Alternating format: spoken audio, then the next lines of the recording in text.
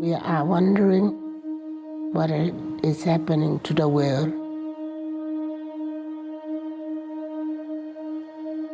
Everything is changing.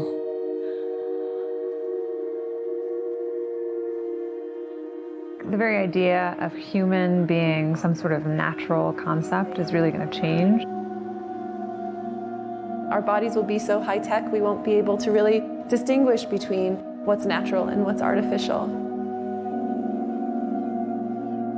Inside our own heads is the most complex arrangement of matter in the known universe. You might ask yourself, can we get to be superhumans?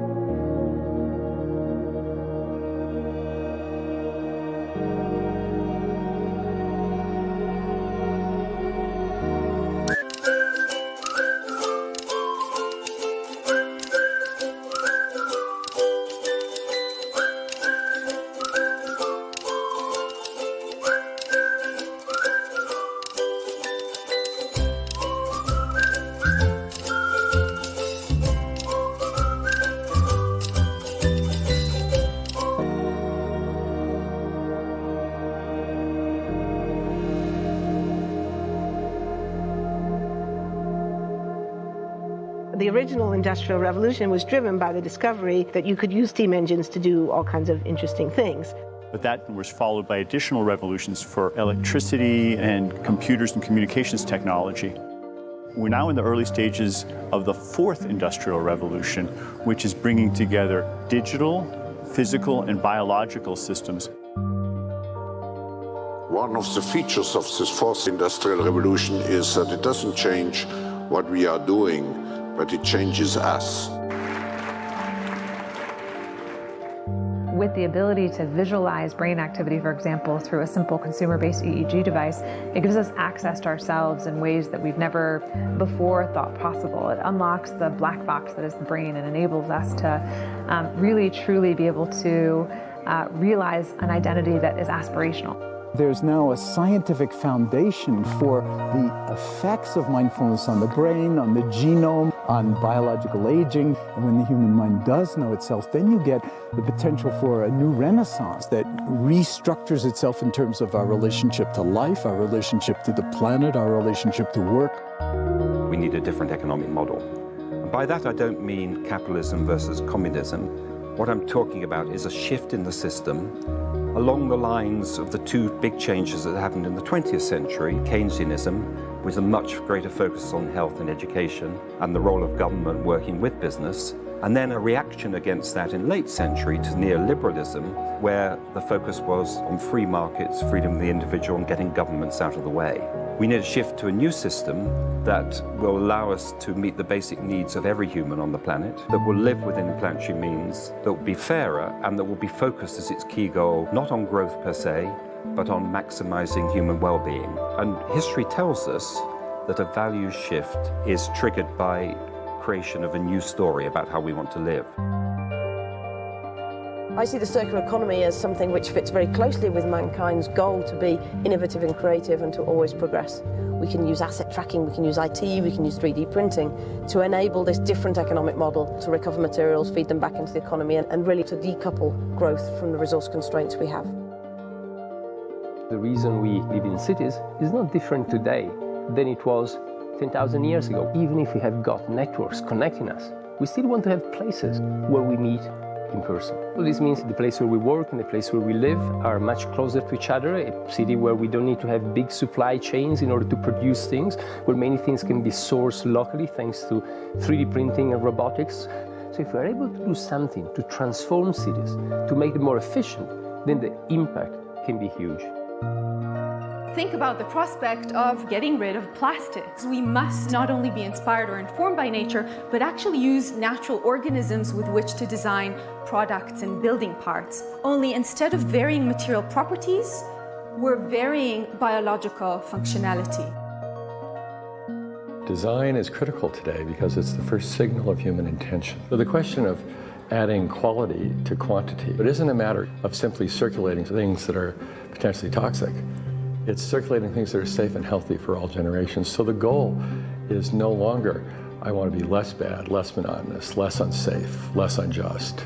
It's really about a diverse, safe, healthy, and just world with clean air, clean water, clean soil, clean energy. Together we are fighting to preserve our fragile climate from irreversible damage and devastation of unthinkable proportions.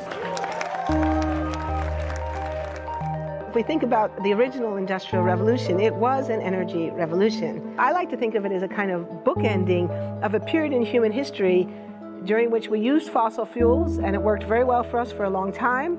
But now we have to bring that to an end. We have energy technologies that can power our civilization: solar, wind, biomass. So then the question is, well, how do we get grid integration? Maybe the wind is blowing in Denmark, the sun is shining in Germany, and now you can move that electricity through an integrated grid.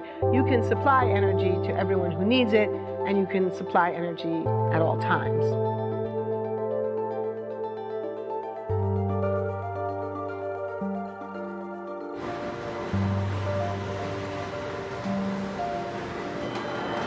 Walking around, you do see different stuff as far as like the body marriage line.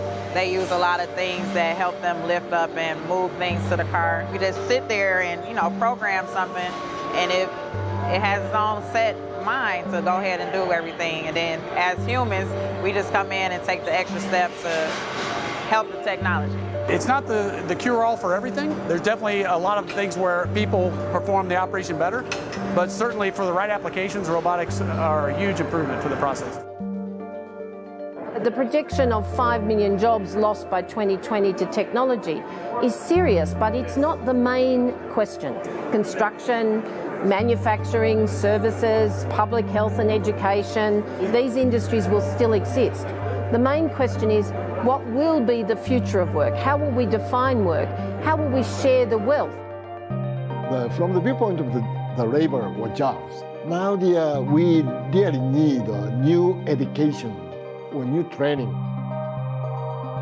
We're working with a World in Motion and First Robotics, trying to encourage students from third grade all the way up through the end of high school. We had students make sailboats, and then we had them race them, and so they could see how quickly they could move. And they immediately went back and started to say, oh, I saw what happened, I'm going to go change this or that. And that was third graders. I just given a prize to a kid of 18 years old that has discovered something really very, very unique. Came up with how to get better productivity and better yields for seeds of corn. And so he basically came with the idea that if you would perforate these seeds, you would get more food. And you think about it and say, but he didn't go to university. So how does he get all that knowledge?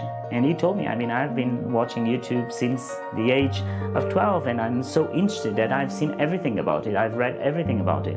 The world is really open to learning. The thing is, how do you give the incentive to your kids to do that? It's this ability of digital technology to change outcomes, to truly empower people all over the world that can create a more equitable growth, because I think the world needs that. Fourth Industrial Revolution has the potential to make inequalities visible and to make them less acceptable in the future, and hopefully to gather and garner political support to take the necessary decision to reduce the gap. Humans have always been using tools, but because of the recent advances in technology, we're beginning to have machines that can augment us in all sorts of interesting ways. I was the first person in the world to be able to voluntarily move my legs while stepping in a robot by exciting the nervous system using electrical stimulators directly onto the spine.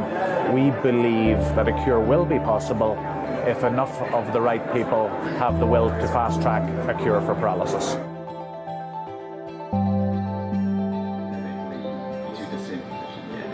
We take two things from the patient.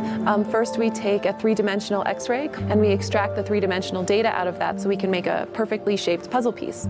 And then we also take a sample of fat tissue from the patient so that we can extract the stem cells out of those.